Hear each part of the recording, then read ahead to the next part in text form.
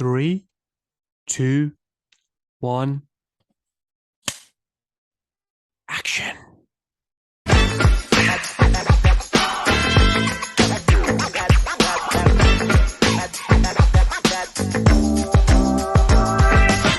let me tell you something, brother. Hello, and welcome to episode 33 of the Wrestling in Film podcast. You are mistaken because I'm not the WWE champion. However, one can dream. I do every single damn day. But that aside, today I am here to be talking about a subject that perhaps I wouldn't have dreamed about 15 years ago. Because had you told me in 2010, when I was watching these two individuals gear up for a match at WrestleMania against one another, as one of the feature matches of WrestleMania, and you told me then, 15 years later, that they're still going to be the most prominent, or one of the most prominent figures in wrestling, but also in Hollywood, I wouldn't have believed you. Not because they weren't talented, but because no one in 2010, no one had broken through in Hollywood except for The Rock. And B, they were older, and I just wouldn't have anticipated them still having the legs to be, I guess, in such a prominent position. But thankfully, for myself and for all the fans, we're wrong. And they're so bloody talented, they're still at the cream of the crop. But we're talking about Dave Bautista and John Cena. More specifically, Dave Bautista's The Killer's Game and John Cena at Royal Rumble and gearing up or having kickstarted his retirement tour. Here are my thoughts. Please listen, because I say some good things every once in a while.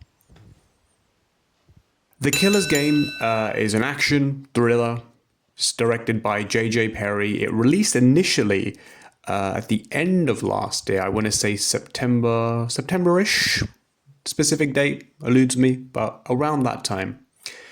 And it was a film, I will say, I don't want to say surprised, because something like Dave hasn't done films that are more generic, you could say, in genre and style, like more of a stereotypical action film, or kind of like, kind of silly comedic films like My Spy or Stuber. He's done that. But I think what differentiates Dave and his career and his success in Hollywood, compared to obviously The Rock and John Cena, is Dave does more nuanced, more respected cinema. And to his credit, and not only does Dave do that, but Dave's an actual genuine, actor. He's a very, very terrific actor, and he's nuanced. He has great subtleties. And, I think when I think of Dave in films, I think Blade Runner, I think Dune, I think even Guardians of the Galaxy had so many layers and so many ranges of emotion. And I think in season 2, he was the villain opposite Jason Momoa, and he was terrific. And I think still to this day, in my opinion, that's perhaps the best performance or performances Dave's given us in his entire career. So in a way, when I see him in these kind of films, my initial reaction is not in almost a disrespectful way, but I'm thinking, oh, you're too good for this. You're too good for more of a stereotypical fun action film. Because I think he offers so much more than that. However, The Killer's Game, when you dive into it, there is some emotional depth, and there is more layers to it. There's some intelligent scripting in there. So one can understand when you kind of dig into it that there was enough opportunities here for Dave to kind of dig his teeth into the material and do more than just be big and tough. That makes you understand why an actor like Bautista would dive into this because, yeah, like I said, and Dave said it himself, he doesn't want to just do kind of big, dumb action films. He wants more. And also the cast here, his love interest is Sophia Botella, if I pronounce that correctly. Terry Crews is in there, Ben Kingsley. I mean, fantastic cast, and Dave has tremendous chemistry with Sophia and Ben Kingsley. It's really, really good scenes, and like I said, there's a lot of room for him to do a lot of things. So, upon initial reaction, before seeing it, you're thinking, I think you can do better than this, Dave. But when you dive in, you can understand it and still have a good time. When we talk about the emotional depth in that is kind of afforded in this film that exists in this film, and why Dave, if I'm putting myself in his shoes, if you will, and why he might have been interested in it, I think is the romantic side of it, the romantic relationship that exists in this film, and I think it's one of the strengths of the film. Although at times the scripting's a bit rushed, perhaps, and it doesn't have the room to breathe, there is really nice moments in there, and it's actually really nice to see Dave in that position of a kind of a love story, which I don't think he's done in his career. There's been glimpses of it. There's been shades of it in other films, but this is a full-fledged. There's a romantic story here that almost spearheads the film. It's his motivation for everything that he does. So in an odd way, where I looked at this initially and I was thinking, oh, Dave's kind of too good for the Killer's Game. Actually, this film offers him range and offers him for us to see him in a way that we've never seen him before, as a romantic figure in a way. And I know Dave wants to do a rom-com and whether he gets to do that, I don't know. But I think in the right rom-com, this kind of shows me that he could do that. So that was actually really nice to see. And there's really some really touching scenes with him and Sophia. And, it's kind of like Beauty and the Beast. Dave's a quieter, kind of more reserved figure, and Sophia's this much more innocent and infatuated, figure. And it's really sweet. They have a really, really nice chemistry to see. And particularly there's a great moment of subtlety, which again, Dave's strength as an actor, where Sophia, her character, gives him her phone number. She writes it down for him, and she's kind of all giddy because, she's just, very enamored by him. And, he just quietly takes it. And when he leaves, he just scrunches up and throws it in the bin, because that's his instinct as the character, that I'm a hitman. I just do my job. And then he breaks and he goes back and he grabs the number. And it's just really small thing, very well written scene, but just, really, really well performed. And Dave, that's where Dave shines, is those nice little moments. And it was nice to see Dave in that. So like I said, if it's moments like that where you can understand why Dave dug deep into this. And I hope to see something like that in the future for Dave. Like I said, he wants to do a rom-com, and I hope he gets it. Drew McIntyre. Of course, we're talking wrestling in film. We can't not mention the Scottish Warrior, Drew McIntyre, in The Killer's Game. It's not going to be something that will blow you away as a general film fan or even a wrestling fan. However, what was really nice to see is how natural Drew McIntyre is in cinema. Because wrestlers have come before and done a fine job. There's a lot of little cameos you can find over the years. But Drew is like a natural. His charisma just shines through, and he never looks awkward. Albeit the casting is tailor-made for Drew McIntyre. Big, wild Scotsman who's, quite funny and has a sense of humor, and also big, rugged, and tough. That's Drew McIntyre, both in his real life and also his screen real life in the WWE. But it was nice to see Drew feel so effortless, and I get to really showcase who he is, both as I think, the wrestling side of him and also the real side of him. Because if you see the interviews, there's a lot of quirky and silly jokes there, and Drew not being afraid to make fun of himself, and they brought that all to the screen. And yeah, it was really fun, and he stands out.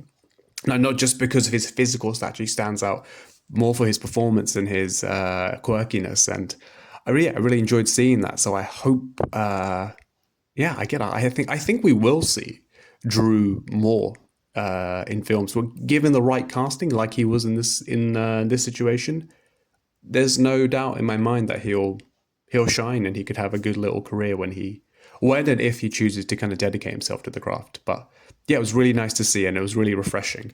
And yeah, it was just goes to show how good Drew McIntyre is. Like we dealt with that. Overall, the Killer's Game, really fun. Really, really fun. I think especially if it's like an Amazon Prime viewing, it stands far above the generic filler, run-in-the-mill films you'll get so frequently on Prime and Netflix. It stands way above that. There's much more meat to the bone. There's more layers, a lot of intelligent filmmaking and story beats in the film, and some really, really nice performances. So, like I said, on the surface, going in, thinking, oh, you can do better than this, there's a lot here to enjoy, and I highly encourage this viewing. On the flip side, John Cena. If you somehow magically managed to see him at the Royal Rumble, it was...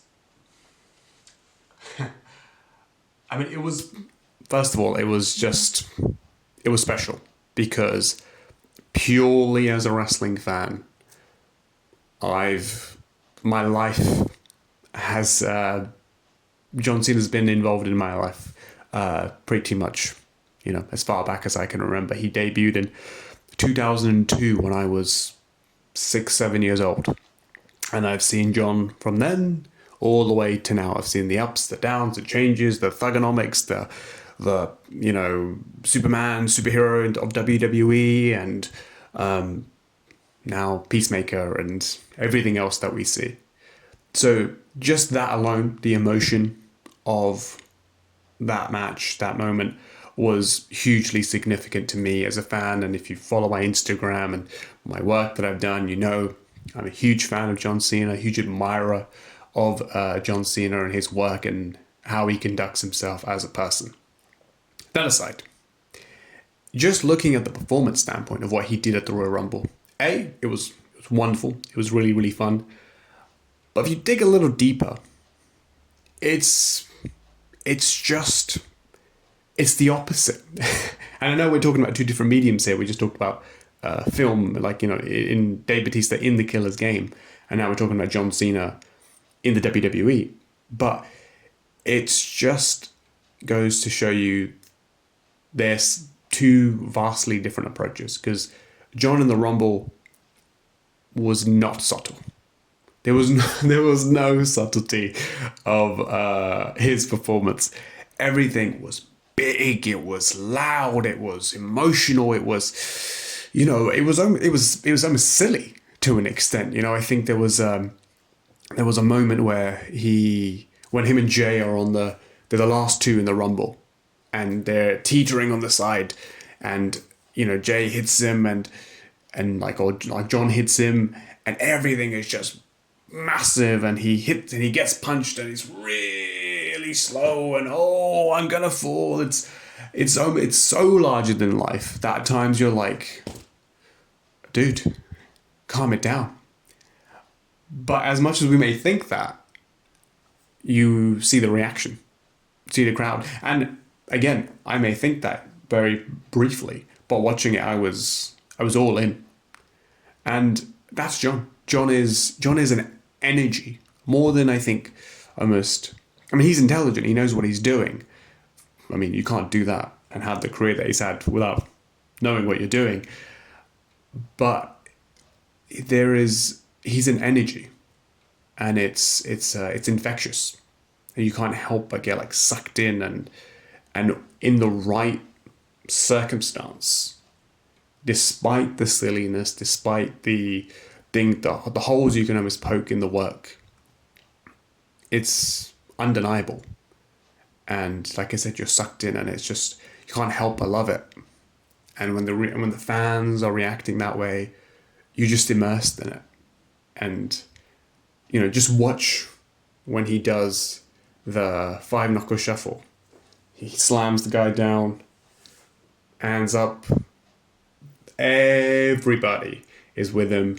He does the "you can't see me." Everybody chants it, and he does one of the most stupidest moves in wrestling, when he just brushes his shoulder and he just does a nice little fist bump that touches the face of his opponents.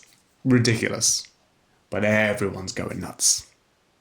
And I think it just goes to show why initially I've written about this before, I've talked about this before, but it's why his initial Hollywood career didn't work.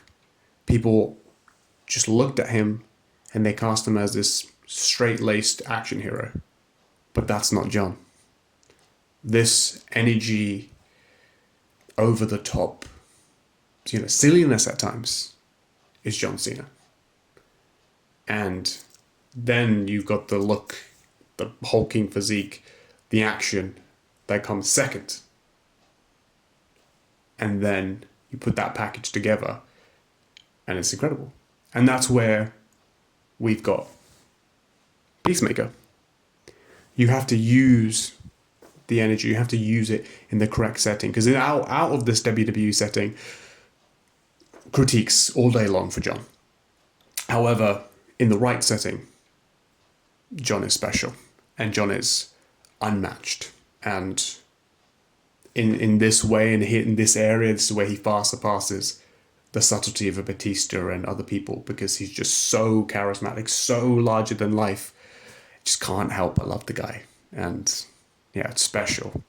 But on the flip side, once you kind of got past that, once the match was over and it ended and all the crowd dies down, he did a promo post match at the press conference where he was straight-laced, he was serious, he was almost uncharacteristic, by saying, I've done my due diligence, I've given everything, now I'm being selfish, it's about me, and I'm going to win the world title, and I deserve to be in the chamber, and I'm kind of using my name because it's the best thing for everybody. And it was serious, and it was to the point, and it was emotional. But I think it's almost like a kid. You have to get the energy out of John, and then you can get to that emotion. And I think that's what they do in Peacemaker. There's a silliness, there's a craziness, John's wild.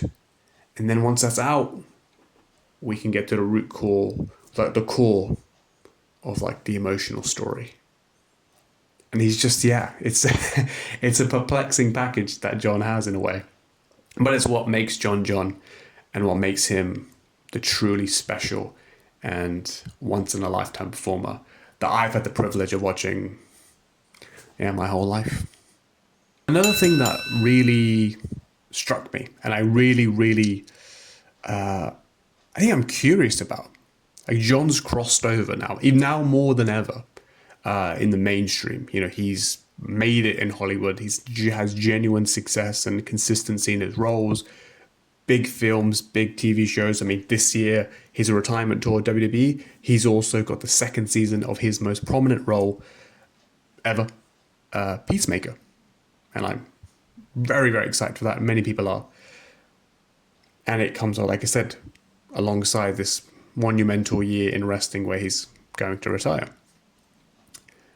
But what I'm very, very curious of, and especially watching a performance like the Royal Rumble, I want to know what the people who know John Cena and they know he's a wrestler, but don't really follow his wrestling and maybe watch more of his films and outside stuff.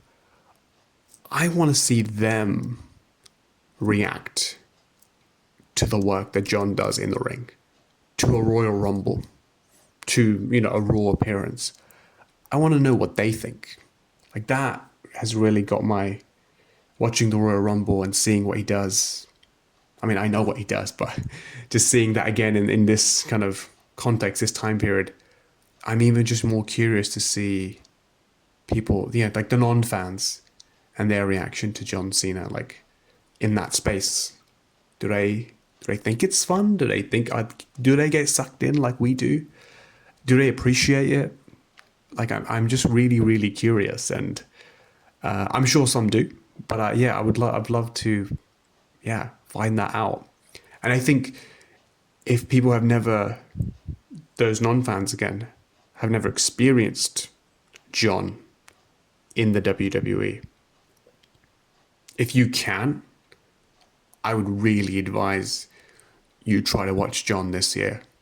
Whether you're in America, I'm going to Raw on Netflix in London in March, and I'm praying that John's going to be there because I've had the privilege of experiencing John live before, but with this year, this emotion, I really want to experience it one more time, because after this I won't be able to see him. So yeah, that was my random. I say random, not random, because these guys, like I said, are still prominent figures. These are big kind of happenings right now in entertainment, in wrestling, in film, the combination of the two. But like I said at the top of the show, it's just amazing that we're still here, and John and Dave are here on the pecking order of our interest, of our well, viewing habits, if you will. They're still right there at the top, and there's a reason for that. They're special talents, and I hope still in 5 years' time, when John's retired from the ring, they'll still be the talk of the town. And I think they will be in some form or fashion, because they're showing great depth, success in their lives and their careers, and yeah, it's just special. And yeah, long may they succeed. Long may they continue entertaining us all. So John, Dave, thank you. I love to see it. Appreciate it.